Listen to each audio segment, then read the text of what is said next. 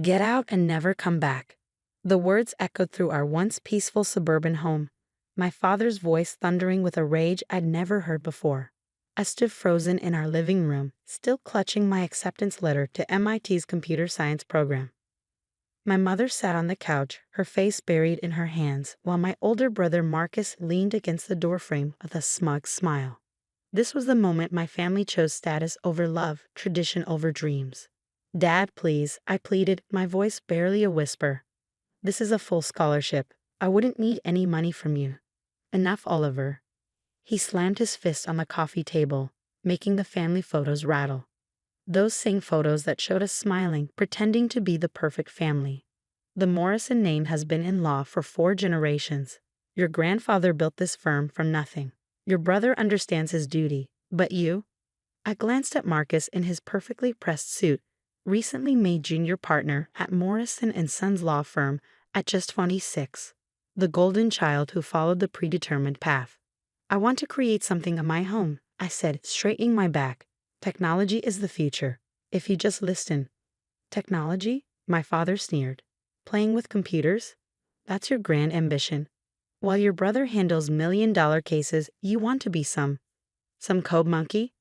My mother finally looked up, her mascara smeared. "Oliver, please. Just go to law school. We'd already have a place reserved for you at Yale. Think about the family name." The family name. Always the family name. Never about what I wanted, what I dreamed of. "I'm going to MIT," I stated firmly. "I got in on my own merit, not because of our name." My father's face turned an alarming shade of red. "Then you'll do it without our support. No money, no car, no trust fund. Nothing." "You can't be serious," I whispered, though I knew he was. James Morrison never made idle threats. "Choose now, Oliver. Law school and your family, or this foolish dream and nothing." I looked around the room one last time. At my father's unyielding expression, my mother's tears, Marcus's satisfied smirk. This house had never felt like home, not really. It was a gilded cage where dreams went to die. "Goodbye then," I said quietly, turning toward the door. "If you walk out that door," my father called after me, "don't ever come back."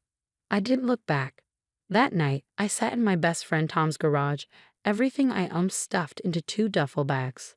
Tom's parents had always been kind to me, and they didn't hesitate to offer their spare room when I called. "You can stay as long as you need," Tom said, handing me a cold soda. "But what's the plan?" I pulled out my laptop, the one I bought with money from my summer coding jobs. "Remember that app we've been working on? The one for small business inventory management?" Tom nodded. We'd spent countless nights coding it, improving it, dreaming about what it could become. "Well, I think it's time we finished it. Make it real." Tom's eyes lit up. "You serious? But we need money for servers, marketing." I opened my savings account on my phone. $12,347. Every dollar I'd earned and saved over the past 2 years, hidden from my parents. "It's not much," I admitted, "but it's a start." The next few months were a blur of coding, cheap ramen noodles, and endless cups of coffee. I took classes during the day, worked on our app at night, and picked up freelance coding jobs whenever I could. Tom's parents let me stay in their garage, which we converted into a makeshift office. Our app, which we named Stockwise, launched with little fanfare. But slowly, through word of mouth and some clever social media marketing, small businesses started signing up. 1 user became 10, 10 became 100. By the end of my freshman year, we had enough paying customers to rent a small office space.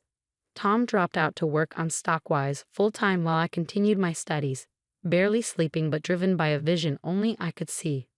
Then came the turning point. A major retail chain discovered our app and wanted to implement it across their stores. The meeting was set for a Wednesday afternoon, and I sat across from their executives in my only suit, bought secondhand for $50. "Your software is impressive," their CTO said, studying me carefully. "But you're very young. How do we know your company will be around in a year?" I met his gaze steadily, because this isn't just a company to me. This is my life. I have no backup plan, no safety net. I will make this work because I have to. Something in my voice must have convinced him. They signed a contract worth $500,000, more money than I'd ever seen in my life. That night, as Tom and I celebrated with pizza in our tiny office, my phone buzzed. It was Marcus. "Hello, little brother," his voice dripped with condescension. "Heard through the grapevine that you landed a decent contract. Ready to admit your mistake and come home." I ended the call without responding. 3 years passed in a whirlwind of growth.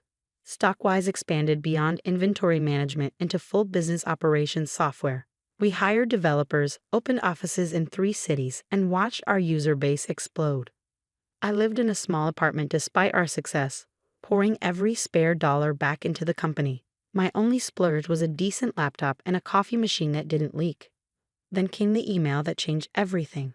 Tech Weekly, the industry's leading magazine, wanted to feature Stockwise in their cover story. 30 under 30. The future of business technology.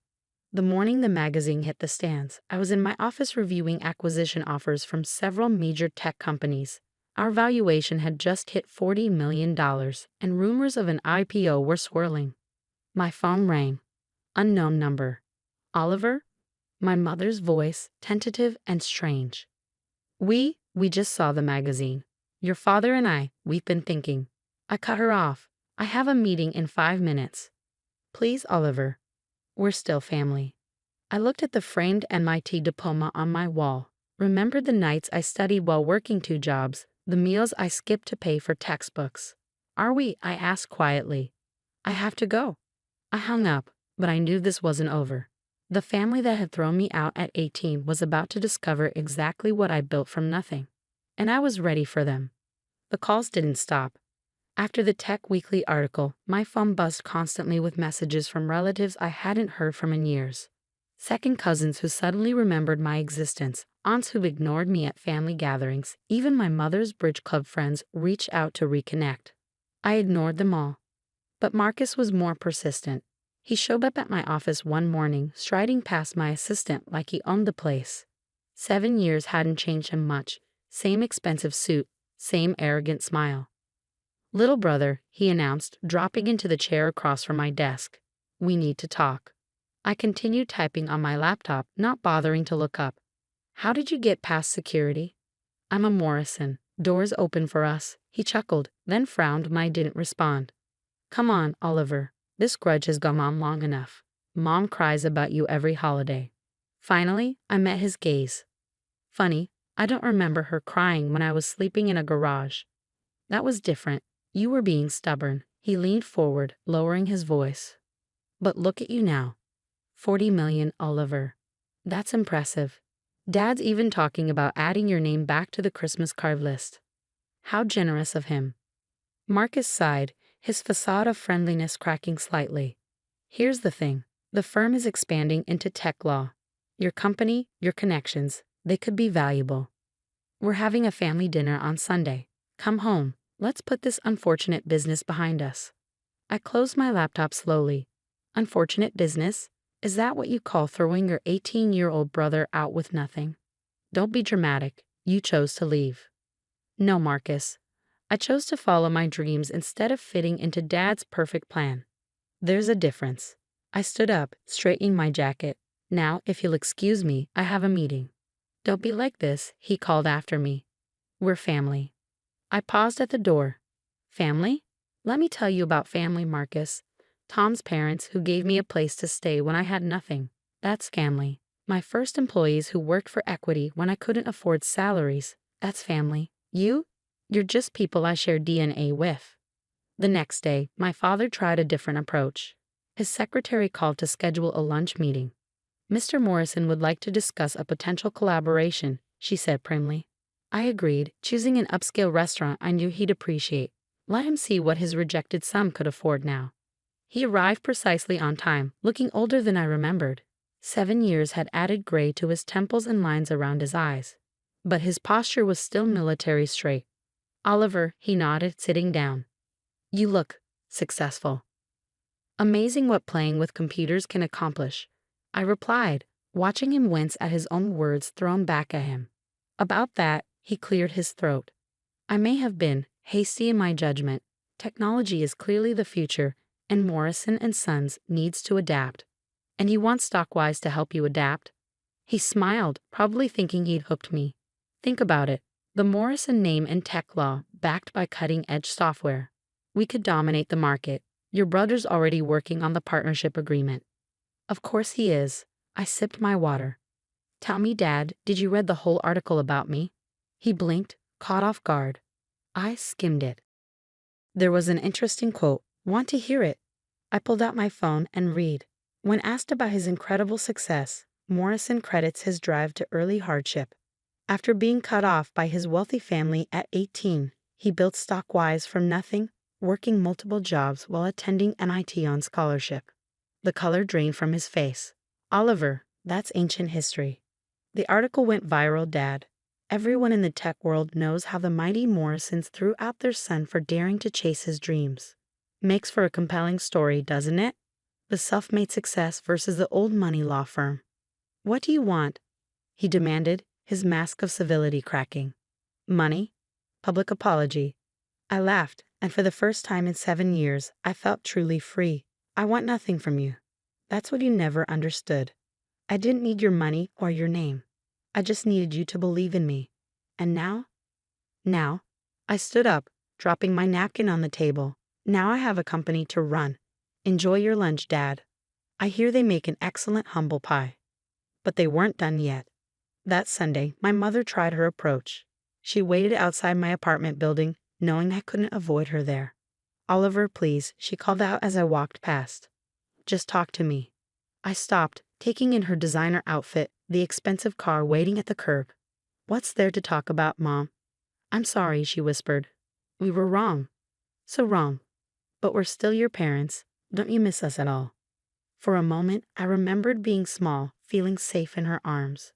But that memory was overshadowed by the image of her sitting silently while Dad threw me out. I missed you every night I went hungry saving money for textbooks, I said quietly.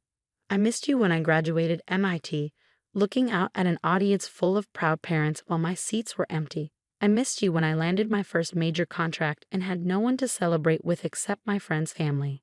Tears streamed down her face. We can make it right. Come to dinner on Sunday. Everyone will be there. We'll be a family again. I stepped around her, heading toward my building. I have a family, Mom. I built it myself, just like I built everything else in my life. People who believe in me, support me, celebrate my successes without trying to take credit for them. Oliver, please. Goodbye, Mom. Tell Dad his tech law division will have to succeed without Stockwise. And tell Marcus, I smiled slightly. Tell him doors don't always open just because your name is Morrison.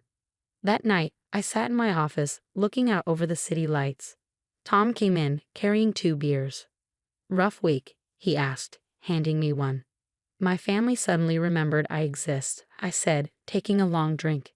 Now that I'm worth something. Tom nodded thoughtfully. You know, my parents still ask about you. Dad's making his famous barbecue this weekend. I smiled, remembering countless dinners at their house. The way they'd celebrated every small victory with me, treated my dreams as valuable instead of foolish. Tell them I'll be there, I said. That's what real family does, right? Shows up when it matters. Tom raised his bottle. To family, the ones we choose. I clinked my bottle against his, to choices that make us stronger. The next morning, I walked into a board meeting to discuss our upcoming IPO. My phone buzzed with another message from Marcus. Don't be stubborn. Family is forever. I turned off my phone, smiling as I took my seat at the head of the table. He was wrong. Family isn't forever, not the kind that only loves you when you're valuable to them. Real family, the kind you build yourself, loves you even when you're sleeping in their garage, dreaming impossible dreams. And I had built something better than the Morrison name. I had built my own legacy.